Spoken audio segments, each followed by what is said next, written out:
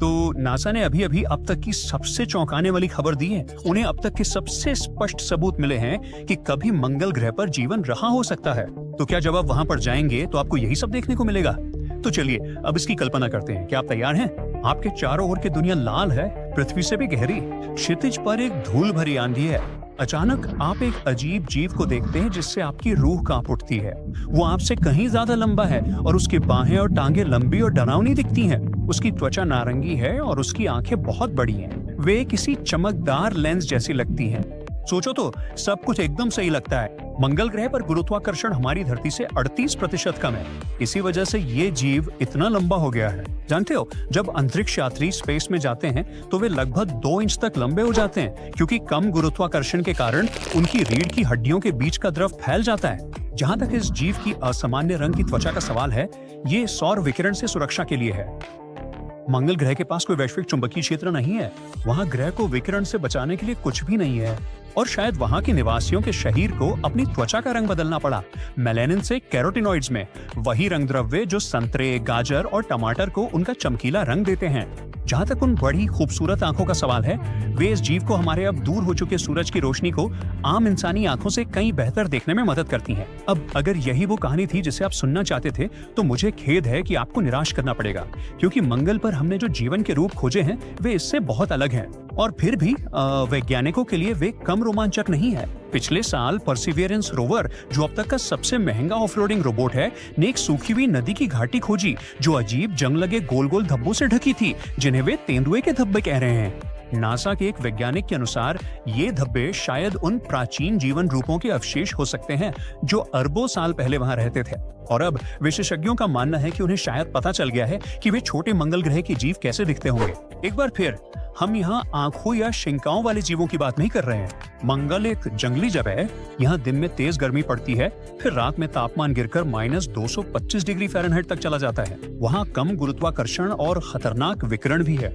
तो वहाँ जो भी जीवित रहा होगा वो सूक्ष्मदर्शी स्तर का, यानी बैक्टीरिया जितना छोटा रहा होगा। अगर, और ये एक बड़ा अगर है, कभी मंगल ग्रह पर कुछ अधिक जटिल विकसित हुआ हो तो उसे उन परिस्थितियों में जीवित रहने के लिए जबरदस्त सुपर पावर की जरूरत होती। खैर, ब्राइट एंजल नामक क्षेत्र में घूमते हुए परसिवरेंस ने उन तेंदुए जैसे धब्बों को देखा।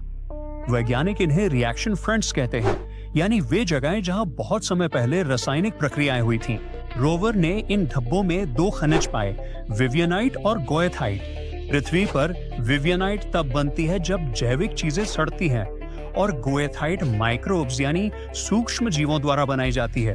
टीम के एक वैज्ञानिक ने कहा कि ये खनिज बिल्कुल वैसे ही दिखते हैं जैसे पृथ्वी पर माइक्रोब्स की मौजूदगी में मिलते हैं। उनके शब्दों में, ये अब तक मंगल पर जीवन के सबसे ठोस सबूत हो सकते हैं। बेशक अभी भी ये संभावना थी कि ये पैटर्न निर्जीव प्रक्रियाओं से बने हों। प्रकृति अपना काम बिना किसी अंतरिक्ष के जीवाणुओं की मदद के भी कर सकती थी, लेकिन 1 साल की जांच पड़ताल और शायद बहुत सारी कॉफी के बाद टीम का कहना है कि उन्हें पूरा भरोसा है कि ये एक असली बायोसिग्नेचर हो सकता है। तो आखिर ये मंगल का जीवन दिखता कैसा होगा? देखिए, आज के समय में जेज़ेरो क्रेटर, जो मंगल के भूमध्य रेखा के ठीक उत्तर में एक बड़ा प्रभाव बेसिन है, मूल रूप से सिर्फ एक धूल भरा बंजर इलाका है। लेकिन अरबों साल पहले वो जगह पानी से भरी हुई थी, एक असली मंगल ग्रह की झील जैसी। वैज्ञानिकों का मानना है कि उस समय क्रेटर में ठंडे पानी से भरपूर इलाके थे जो छोटे छोटे सूक्ष्म जीवों के लिए एकदम उपयुक्त थे।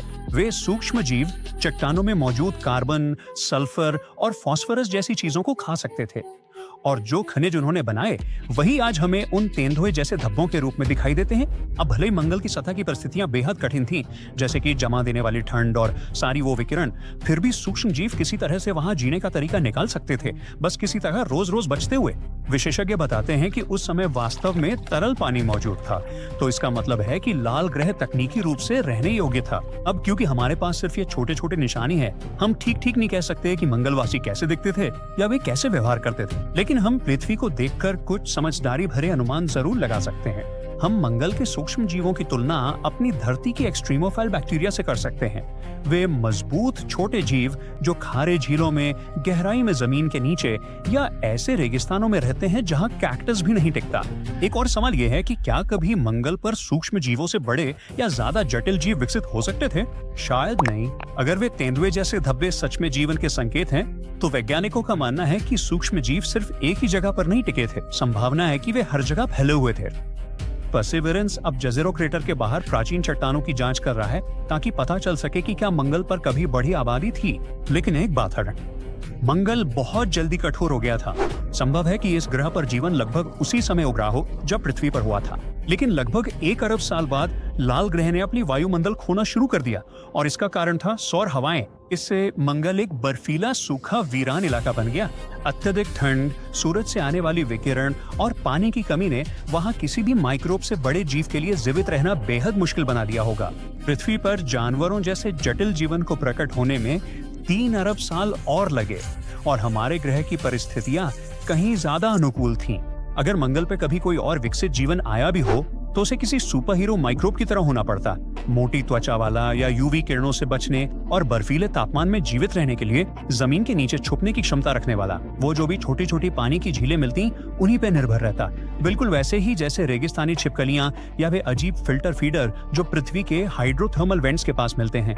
अब हो सकता है हमें असली मंगलवासी से मिलने के लिए अभी और इंतजार करना पड़े, लेकिन हमारी कल्पना को भटकने से कोई नहीं रोक सकता। क्यों न हम एक झलक लें कि अगर हमारे सौर मंडल के अन्य ग्रहों पर वास करने वाले जीव होते और वे माइक्रोब से कहीं ज्यादा जटिल होते तो वे कैसे दिखते।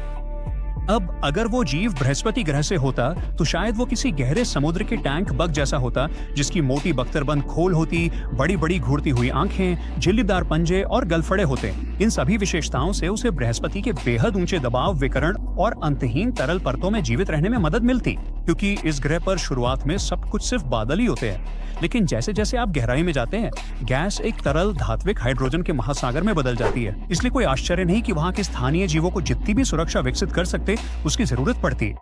चलिए अब शनि ग्रह की ओर चलते हैं, जहाँ बादल हैं, छल्ले हैं और भी ज्यादा बादल हैं। ये ग्रह इतना हल्का है कि सचमुच किसी विशाल ब्रह्मांडीय बाथटब में तैर सकता है। यहाँ आपको शायद एक विशाल अंतरिक्ष जेलीफिश देखने को मिलेगी। वो मोटे कोहरे में छतरी जैसी आकृति वाले शरीर और हाथों की जगह लंबी लंबी शिंकाओं के साथ तैरती होगी। शनि का दबाव बहुत ज्यादा है और अगर उसके पास कंकाल होता तो वो दबकर चकनाचूर हो जाता।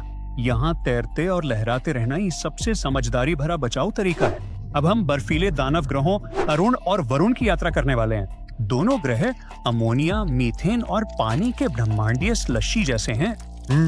वाह, यहाँ कहीं भी ठोस जमीन नहीं है, बस मोटे वायुमंडल के नीचे बर्फीले महासागर हैं।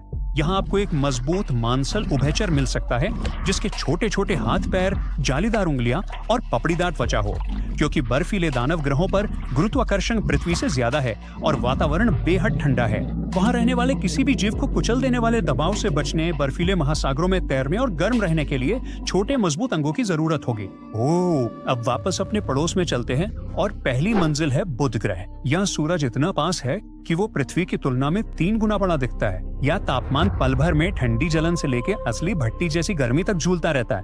अगर यहाँ कुछ भी जीवित रह सकता है तो शायद उसकी त्वचा टाइटेनियम जैसी मजबूत होगी, उसका शरीर पूरी तरह चिकना होगा और चश्मे जैसे दिखने वाली आंखें उसे तेज धूप से बचाएंगी।